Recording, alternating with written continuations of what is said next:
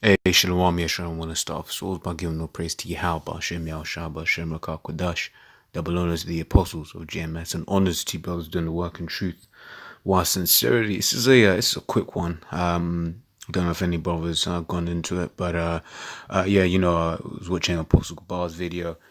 He's speaking on sundown towns, and Spirit had the word. I came across the Negro Motorist Green Book a couple of weeks ago, month or so ago maybe.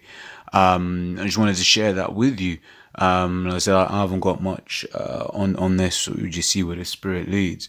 But yeah, no, this is the Negro Motorist Green Book. This is basically a book. I'll read a bit of it. So the Negro Motorist Green Book, at times styled the Negro Motorist Green Book or the Negro Traveler's Green Book, was an annual guidebook for African Americans or Israelites, road trippers, right, commonly referred to simply as the Green Book. It was originated and published by African-American New York City mailman Victor Hugo Green from 1936 to 66 during the era of Jim Crow laws, when open and often legally prescribed discrimination against African-Americans, especially and other non-whites, was widespread.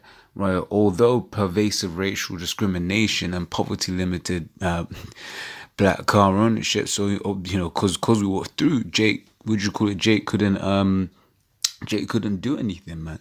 Right? They couldn't they couldn't get the jobs, they couldn't do this, and that's all part of the curses, right? In fact, let me grab that real quick.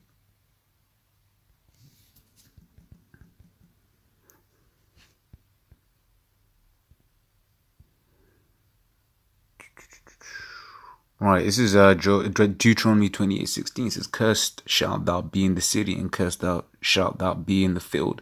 Cursed shall be thy basket and thy store." Right, so in terms of making money, Jake cursed, man. Right, savings, what savings? Right, that's just not something that we would said, that we were to be having a lot of. Right, and you bring it forward, and it's still the same way, right? This is Haggai 1:6 says, "You have so much and bring in little. You eat, but you have not enough. You drink, but there is none warm. And he that earneth wages to put into a bag with holes," right? Hey, and that's every brother can attest that. It seems like you work, but you never have enough money. You buy clothes, but it's never enough, right? There's always a constant thing of it's just never enough, right? Which is why, hey, you know what? That's why, uh, you know, that's why we don't want to be here, right? So we carried on, says, board automobiles as soon as they could, but faced a variety of dangers and inconveniences along the road, from refusals of food and lodging to arbitrary arrest. Well, I believe that word arbitrary is basically just for no actual reason.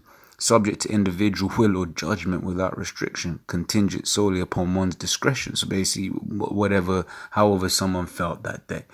Right. In response, Green wrote his guide to services and places relatively friendly to African Americans, eventually expanding its coverage from New York to much of North America, as well as founding a travel agency. Right. So basically, it was so bad. You see that from 1936 to 66, it was so bad, right? That it's sort of like how Jake hard today, but just then, it shows you still to this day, right? You might be like, hey, bro, you don't really want to go down there, that area ain't really safe for, they'll say for black people, quote unquote, but we know there ain't no such thing as black people, it's really Israelites, right?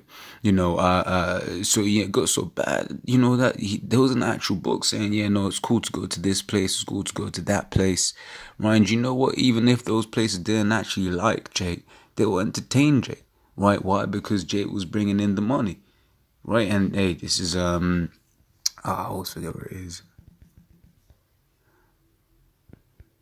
This is Sirach 13. Where am I gonna start? And 4, if thou be for his profit, he will use thee.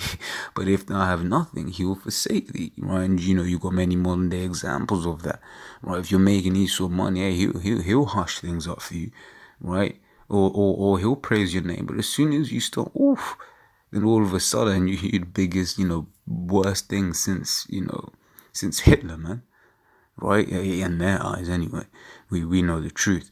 Right, it says, if thou have anything, he will live with thee, yea, he will make thee bear and will not be sorry for it. If he have need of thee, he will deceive thee and smile upon thee and put thee in hope. He will speak thee fair and say, what wantest now? So basically, I was going into the fact that with these sort of the devil, right, if he has any use for you, then he will have you around.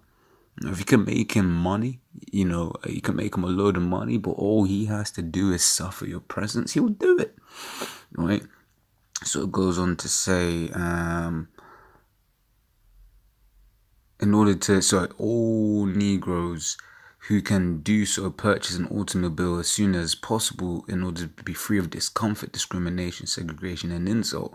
Black Americans employed as athletes, entertainers, and salesmen also traveled frequently for work purposes. As African American travelers faced hardships such as white-owned businesses refusing to serve them or repair their vehicles. So they even, they were like, look, man, I ain't gonna fix your car.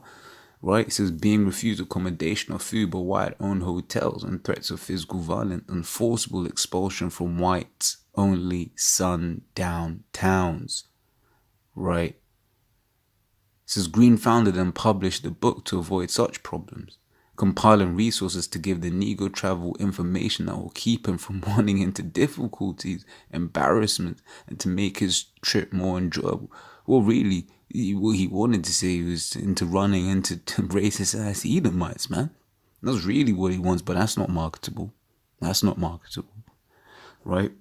So that's enough of that, man. So I was just said, I haven't really got much, man. This is Revelation 18:6. Says, reward her even as she rewarded you, right? Hey, so you gonna be some places in Israel you can't go, man.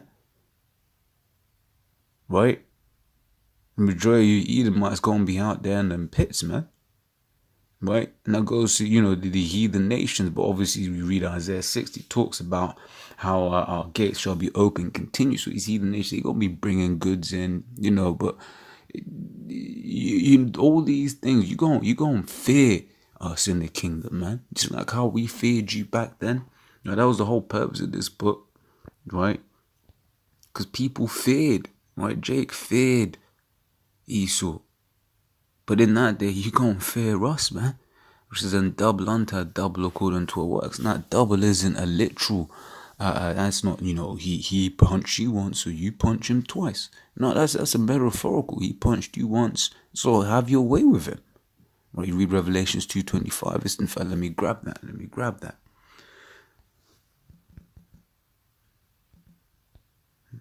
Verse 26, it says, and he that overcometh and keepeth my works unto the end, to him will I give power over the nations. Right, so if we'd be carry on doing, holding fast, like I was actually read in verse 25, right, and overcome all the hardships, right, the Lord will give power over the nations, and ultimately all Israel shall be saved. Pursuant to Romans, right, the book of Romans. Right, to him will I give power over the nations, right, and he shall rule them with a rod of iron. Right, as the vessels of a potter shall they be broken, even as I have received of my Father. Right, so Israel gonna be ruling, and we ain't gonna, we gonna bash these heathens over, man. Right, because they touched the apple of the Lord's eye, and we gonna see, we gonna know the wickedness that these certain individuals did to us. Right, so it goes on to say, and the cup which she had filled, that cup of slavery, man, filled to her double. So he's gonna get that double time, man. Right, you gonna get that multiplex time, that multiple time, man.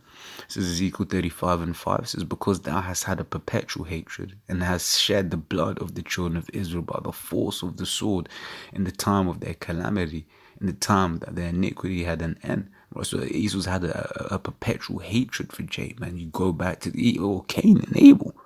Right, you go way back then. Like, Esau hated us, man. Esau hates the serpent. Right, there shall be enmity between your seed and her seed. Right, as in the seed of the serpent, which weren't no slithering snake. Right, that was represented over the sons of the wicked, which, more than you call them the Edomites, man. Right, so because thou hast had a perpetual hatred and hast shed the blood of the children of Israel by the force of the sword in the time of their calamity, in the time that their iniquity had an end. Therefore, as I live, saith yet Lord power, I will prepare thee unto blood, and blood shall pursue thee. and sith that thou hast not hated blood, even blood shall pursue thee. And you didn't hate blood. You did what it was in your will, what it was in your power to do. Right? So all these things, as we just read in Revelation 18:6, they're going to be exacted unto you. Right? And it's verse 7 says, thus will I make Mount Seir most desolate. Why? Because you read Obadiah 1:18. Well, you're going to be cut off. Right?